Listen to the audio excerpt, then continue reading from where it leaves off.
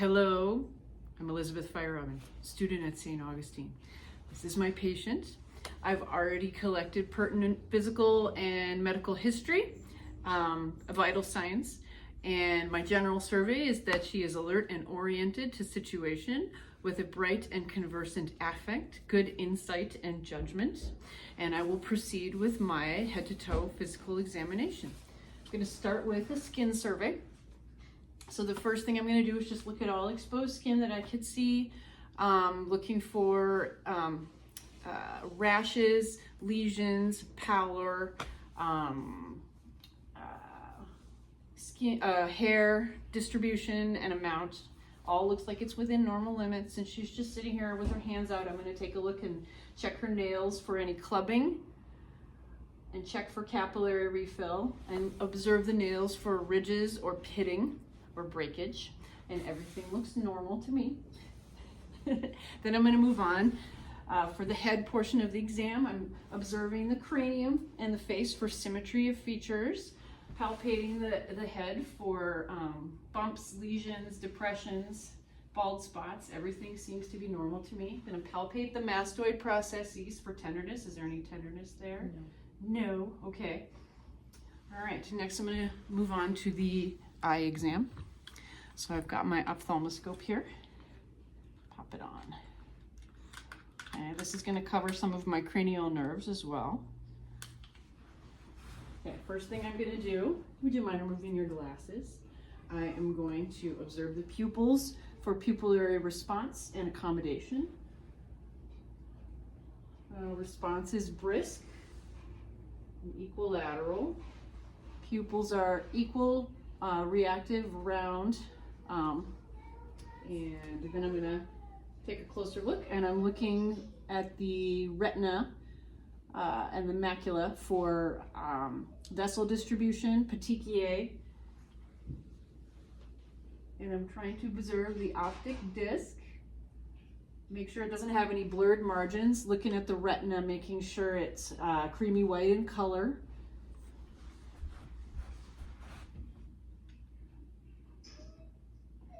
It looks normal to me on both sides. Now I'm going to check for visual acuity. I have my Snellen chart. It's right here. Mine is smaller, so it only needs to be 10 feet away. So would you mind putting your glasses on? You did. And go ahead and read the smallest line you can read. L-E-F-O-D-F-C. That's the one all the way at the bottom, so that's 20/20 vision. Eyes. Now I'm going to observe the 6 cardinal gazes. So I'm going to have you go ahead and just look over my right shoulder, and I just want you to follow my finger. So come this way, observing for smooth movement, nystagmus, and there we go, perfect. Okay. While I'm still looking at the eyes, I'm looking at the conjunctiva for conjunctival pallor, and noting the sclera, no scleral icterus, they don't look yellow at all. And then I'm going to go ahead and I'm going to examine the ears now.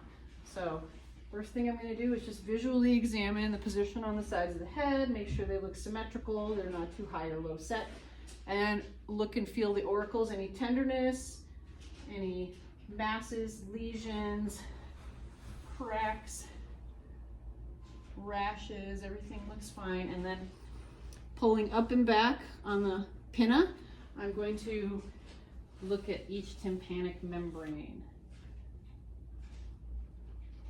And I'm looking for I want the tympanic membrane to be pearly gray, and I want to observe the cone of light. And there shouldn't be any noticeable erythema.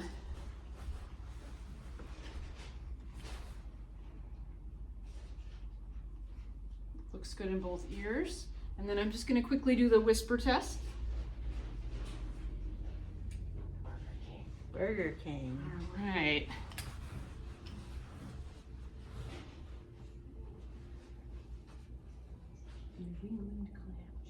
New England clam chowder. All right. I forgot to give her instructions to repeat what I said, but we ran through this earlier, so. Okay, then I'm going to perform the Renee test to check for sensorineural hearing loss. So what I'm going to do is I'm going to strike this on my palm. I'm going to put it on your skull behind your ear here on the mastoid process, and I want you to raise your hand when you don't hear the tuning fork anymore.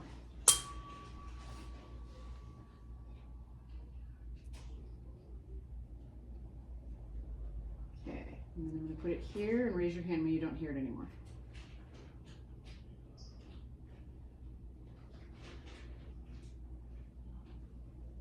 Okay, same thing on this side.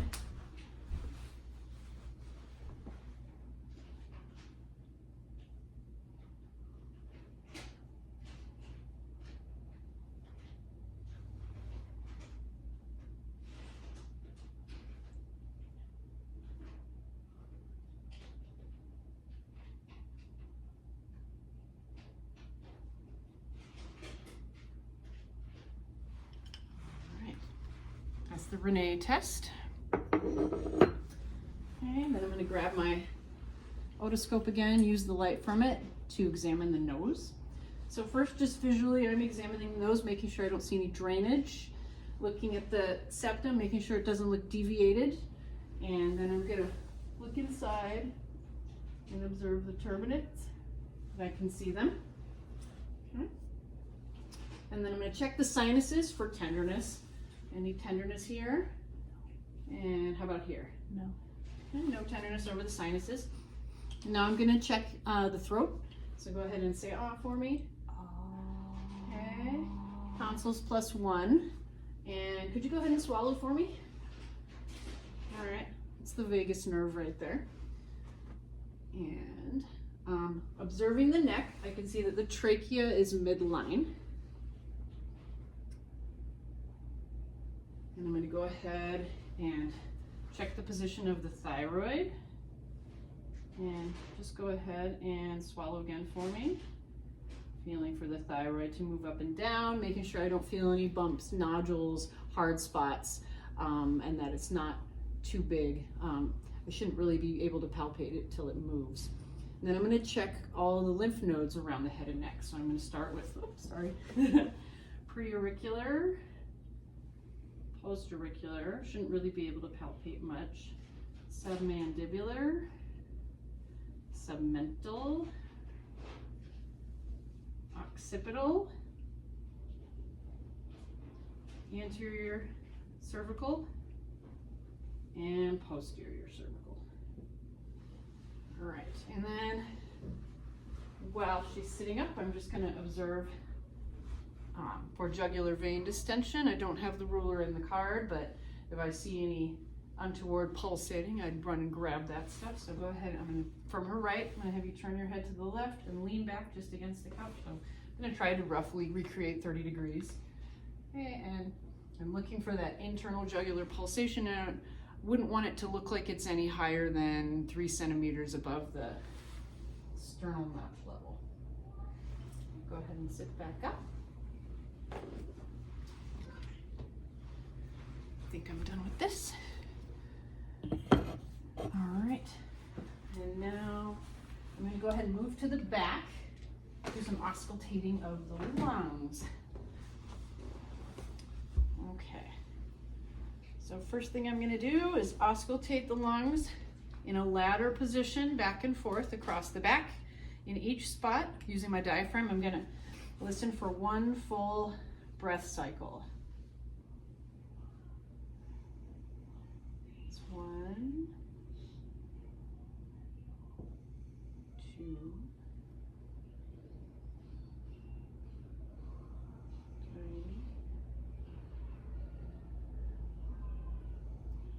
4,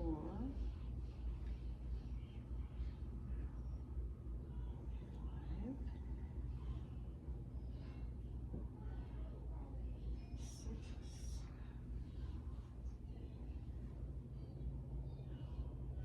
7, and 8. And I want to remember that medial lobe of the right lung right here under the axilla. Okay. And I'm listening for crackles, wheezing, rales, rhonchi, pleural rubs, any other adventitious breath sounds. I don't hear anything. It all sounds clear and equal bilaterally. So now I'm going to check for tactile fremitus. So what I'm going to have you do is go ahead and say 99 over and over again until I tell you to stop. 99, 99, 99, 99, 99, 99, 99. Okay, that's good. So I'm feeling for fremitus at all areas. I want to make sure it's not absent or that it's not increased in any area in particular. Then I'm going to check for excursion. So I'm going to find the lower sternal border or lower costal border and just take a deep breath.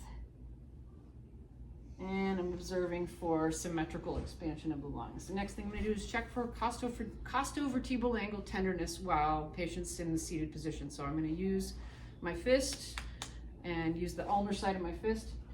Do you have any tenderness right there? No. Okay, how about right there? No. Okay, costovertebral angle right there.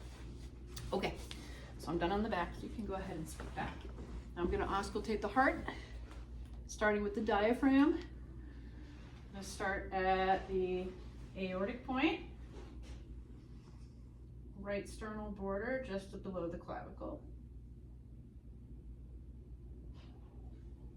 Okay, and then pulmonic, left sternal border just below the clavicle. These 2 points, you hear S1 more than S2. Okay, then going to shift down to Erb's point. Okay, switching to the bell and moving down to the tricuspid for lower pitch sounds. Now should be able to hear S2 more than S1. Okay, and then looking for the point of maximal impact or the apical pulse. Fifth intercostal space at the midclavicular line, but it's normal for it to be up to 10 centimeters away from that.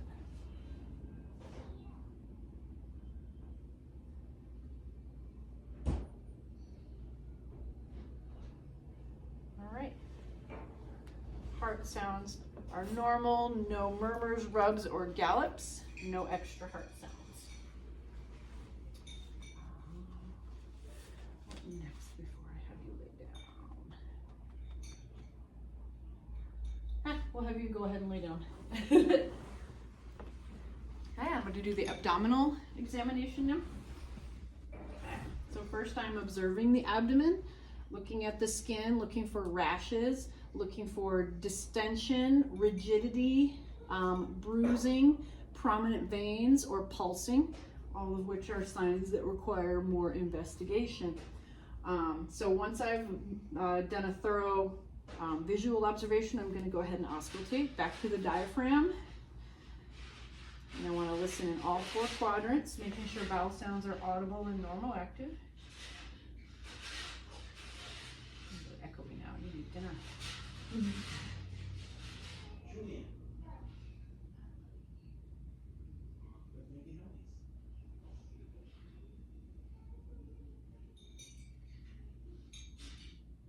Vowel sounds are audible and normal active in all 4 quadrants. And then I'm going to percuss. I'm looking for areas of dullness, particularly in the left lower quadrant. Shouldn't find too much there.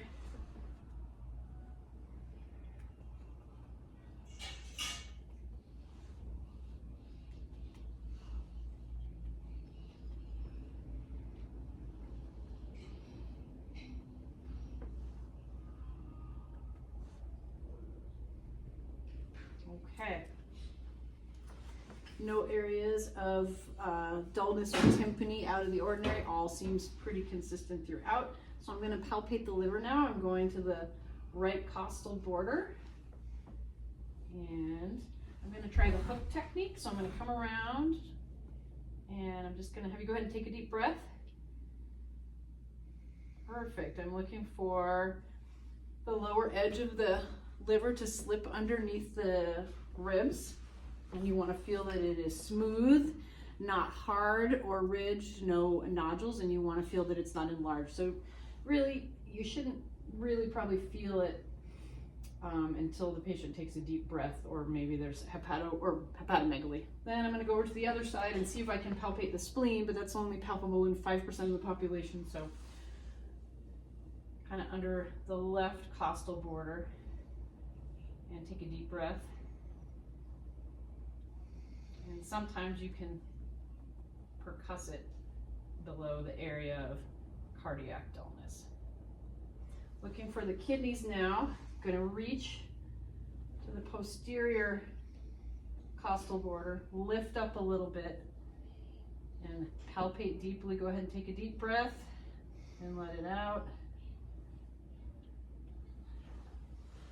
And same thing on the other side. Deep breath and let it out. Okay. Special test, we're going to do the psoas test. So go ahead and push into my hand and push into my hand. Any tenderness with that in the abdomen? Okay, now. Okay, so that any tenderness with that would indicate some appendix inflammation. All right, while you're down here, I'm just going to grab your pulses real quick. So we'll go with carotid.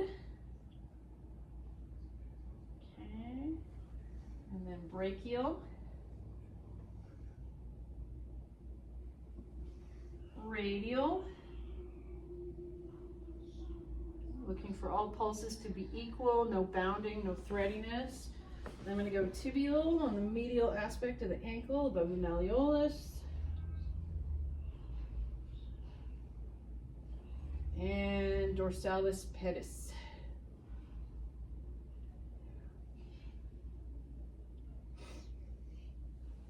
Pulses are palpable and equal on both sides of the body.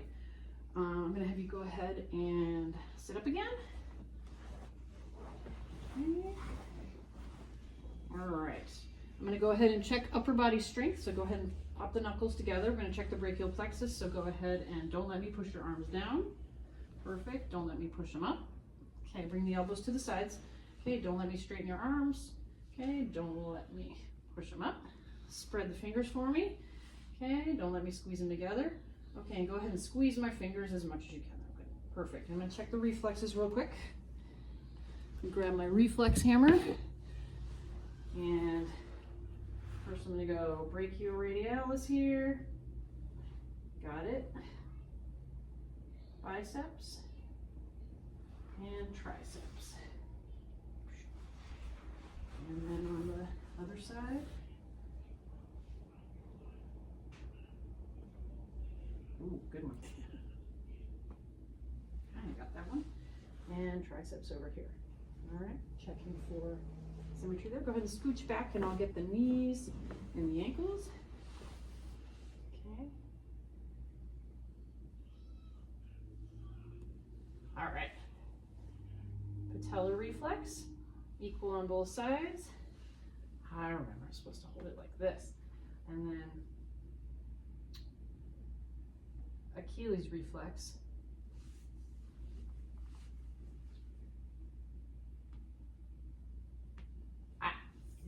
Equal on both sides.